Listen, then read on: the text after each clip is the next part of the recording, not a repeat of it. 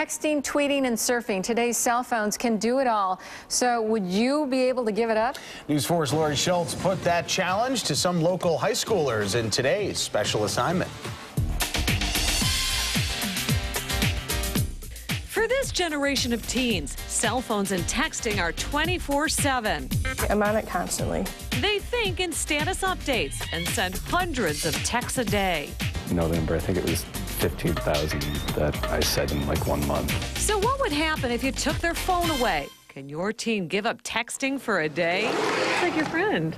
Kind of. I challenge hundreds of Buffalo area teens to voluntarily give up texting, not for a week, just a brief 24 hours. Only 3 brave students from Kenmore West stepped forward, but with conditions. Aaron Mazer, Shauna Slatter, and Angela Law needed to be sure that nobody could access their phones once they turned them in.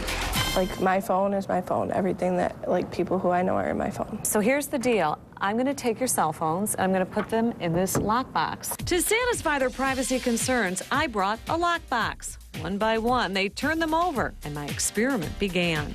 I'm kind of scared. It'll be fun. I'll enjoy not having my phone with me for a little bit. It's going to be super easy for me. English teacher Beth Delano watched with interest. Angela's going to have a hard time. Shauna will. Aaron's going to have more of a hard time than he thinks. What they're going to feel is a little bit loss of a connection with their friends, and they're used to being so connected all the time. The test period passed quickly. 24 hours later, we returned with the lockbox. Are you anxious to get it back? Yeah, I'm anxious to get it back. How did they do?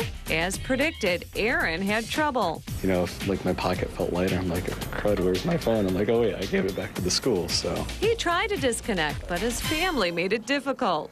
Last night, my mom hands me the phone, just like saying, here, tell them what you need to get.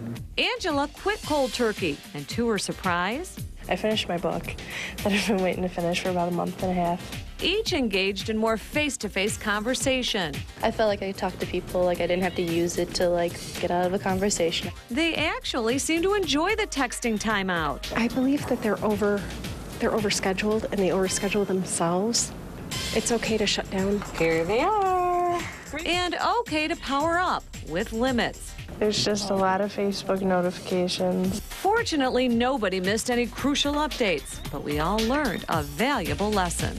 Sometimes to turn off and take it down a notch, they need to slow down a little bit. Well, our 3 participants were shocked at how reliant they have become on cell phones and texting. Every summer, Aaron is forced to give up his cell for camp, and he was most surprised, I have to say, at how dependent he became on it in just a simple year's time. So, very interesting experiment and fun.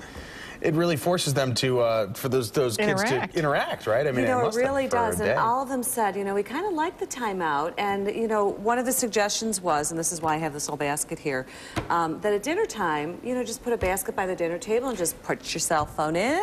And adults, too. Yeah, it's happening at parties. Adults are doing that. Hostesses are putting, it's funny you would say that, they're actually putting baskets by the door so people could put them in. Just very quickly, I heard you, how difficult it was to get the 3 kids that you did get. That was the most shocking part, I have to say. And I think it was just because they didn't want to give up their phone. I mean, they have things on their phone they don't want their parents to see. They didn't want me to see or you to see. Thus, the lockbox was the solution. Very good. Very interesting, unscientific study you did. Thanks, Larry.